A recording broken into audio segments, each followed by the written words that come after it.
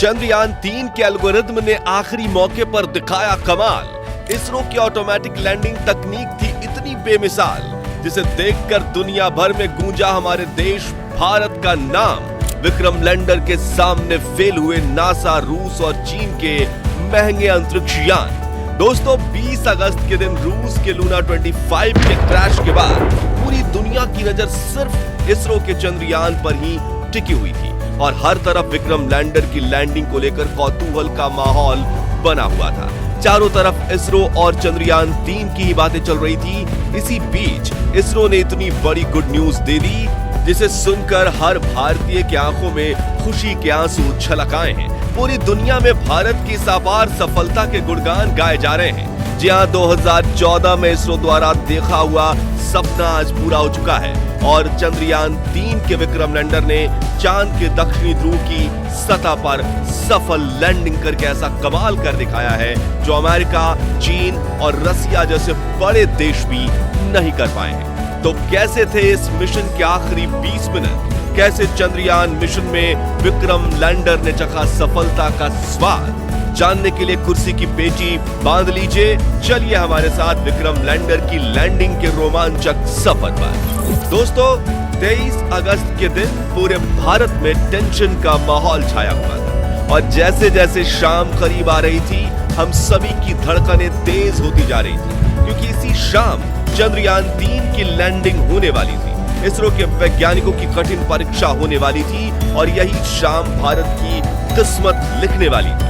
इसलिए शाम के 5:20 पर जब इसरो ने चंद्रयान-3 की लैंडिंग का लाइव टेलीकास्ट शुरू किया, तो 140 करोड़ भारतीय अपने मोबाइल और टीवी स्क्रीन के सामने नजरें गड़ाए बैठ गए और प्रधानमंत्री नरेंद्र मोदी भी साउथ अफ्रीका से इसरो के साथ लाइव जुड़ गए थे और सभी उस पल का इंतजार कर रहे थे जब विक्रम लैंडर की लैंडिंग शुरू होने वाली थी।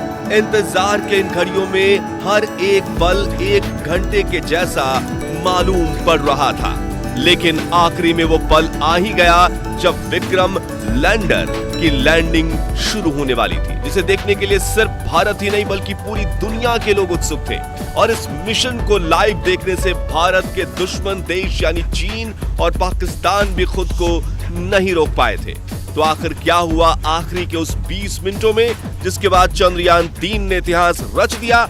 जानने के लिए चलिए चलते हैं विक्रम के साथ मून लैंडिंग के इस रोमांचक सफर पर। तो शाम के करीब 5:44 पर चंद्रयान-3 अपनी कक्षा में लैंडिंग की तैयारी करते हुए 6048 किलोमीटर प्रति घंटे की रफ्तार से दहाड़ते हुए आगे बढ़ रहा था। तभी इसरो के मिशन ऑपरेशन कॉम्प्लेक्स में बैठे चीफ एस सोमनाथ ने आखिरी बटन दबाया और इसके ALS यानी ऑटोमेटिक लैंडिंग सीक्वेंसेस को एक्टिवेट कर दिया।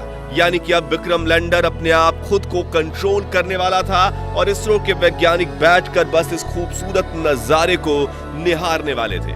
तो इस कमांड के बाद विक्रम लैंडर ने तुरंत अपना कमाल दिखाना शुरू किया और अपनी ऑर्बिट छोड़ते हुए चांद की तरफ बढ़ने के पहले चरण की ओर निकल पड़ा। Rough breaking phase. दोस्तों, लैंडिंग के इस पहले पड़ाव में विक्रम लैंडर ने 30 किलोमीटर की ऊंचाई से चांद की सतह की तरफ बढ़ना शुरू किया और धीरे धीरे गोल चक्कर लगाते हुए ये नीचे उतरने लगा। इस दौरान शुरुआत में इसकी रफ्तार 6000 किलोमीटर प्रति घंटा थी, लेकिन इसके अपने चारों डीबूस्टर इंजन को ऑन करके विपरीत दिशा में दबाव देने से धीरे धीरे रफ्तार कम होने लगी। करीब 11 मिनट 30 सेकंड्स के बाद इसने अपनी रफ्तार को 1300 किलोमीटर प्रति घंटा कर दिया था और ये सतह से सिर्फ और सिर्फ 7.4 किलोमीटर ऊंचाई तक पहुंच चुका था। इसके साथ रफ ब्रेकिंग फेज का अंत हुआ।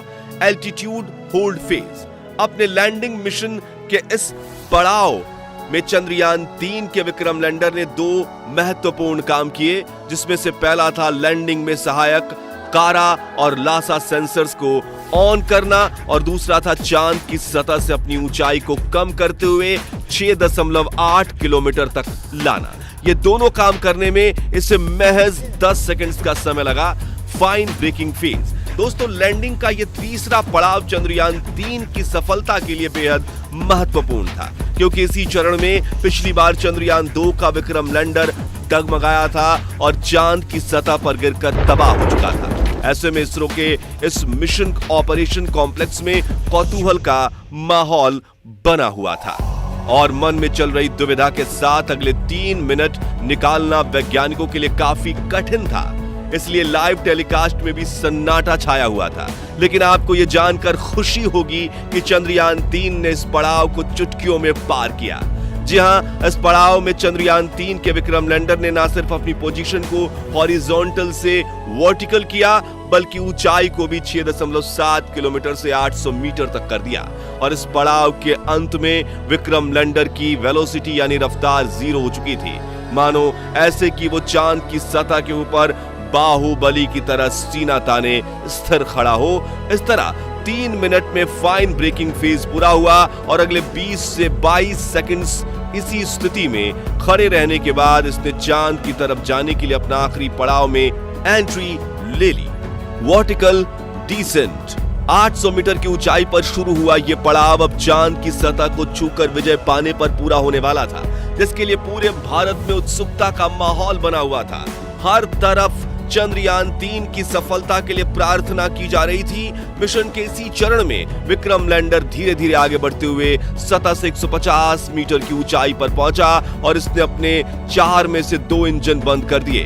इस दौरान इसकी रफ्तार फिर से 0 हो चुकी थी और ये फिर से 22 सेकंड्स के लिए चांद के पतले वातावरण में होवर करने लगा, यानी तैरने लगा। इसी बीच इसके अंदर लगे 11 कैमराज और 9 सेंसर्स लैंडिंग के लिए सही स्पॉट ढूंढ रहे थे। और आपको यह जानकर हैरानी होगी कि चंद्रयान 3 के ऑटोमेटिक लैंडिंग सीक्वेंसेस एल्गोरिथम और इसके सभी उपकरण ने साथ मिलकर रियल टाइम डेटा स्टडी करके सिर्फ 20 सेकंड्स में निर्णय ले लिया। और अगले 20 सेकंड्स में जैसे ही हमने पलकें झपकाई तो विक्रम लैंडर चंद्रमा की सतह पर सीना ताने खड़ा था। इस ऐतिहासिक जीत से, जिससे पूरा भारत तालियों की गड़गड़ाहट से गूंज उठा और हर तरफ उमंग और उल्लास का माहौल बनने लगा, लोग एक दूसरे को बधाइयां देने लगे। भारत के दुश्मन भी इसरो की इस अपार सफलता को देखकर जलकर राख हो गए। दोस्तों, चंद्रयान 3 की ये जीत भारत के लिए इतनी ऐतिहासिक इसलिए थी क्योंकि इस मिशन के साथ भारत ने वो कर दिखाया जो पूरी दुनिया का कोई देश नहीं कर पाया। जहां विक्रम लैंडर ने चांद के उस दक्षिणी ध्रुव पर लैंडिंग कर ली जहां जाने की हिम्मत नासा, रूस और चीन भी नहीं कर पाया। यानी इस कामयाबी के साथ भारत दुनिया का वो पहला देश बन चुका है जिसने चांद के दक्षिणी ध्रुव पर फतेह हासिल की है। इतना ही नहीं दोस्तों, आपको यह जानकर गर्व होगा कि जहां नासा के अपोलो 11 मून मिशन का बजट 3000 करोड़ रुपए था, रूस के हाल ही में फेल हुए लूना 25 का बजट 1600 करोड़ रुपए था। वहीं चीन के चांग ई मिशन का बजट भी 2000 करोड़ के पार था। इसरो ने वही काम सिर्फ 615 करोड़ में करके दिखाया है। इसलिए दुनिया भर की स्पेस एजेंसीज में इसरो के नाम की जय जयकार हो रही है। वहीं अमेरिका, रूस और यूरोप जैसी स्पेस एजेंसीज जो शुरुआती दिनों में इसरो की तरफ देखती तक नहीं थी, वो सभी स्पेस एजेंसीज आज इसरो के साथ स्पेस मिशन करने के लिए लाइन लगाकर खड़ी हैं। सोचिए, इससे बड़ी गर्व की बात आखिर क्या हो सकती है।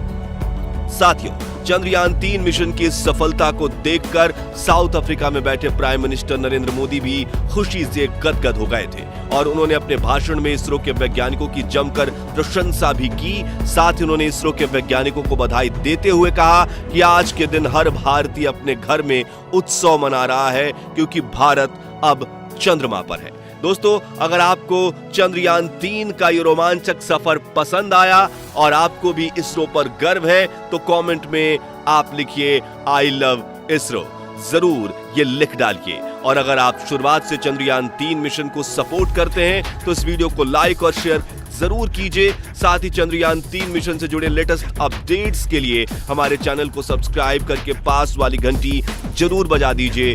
धन्यवाद। जय हिंद, जय भारत।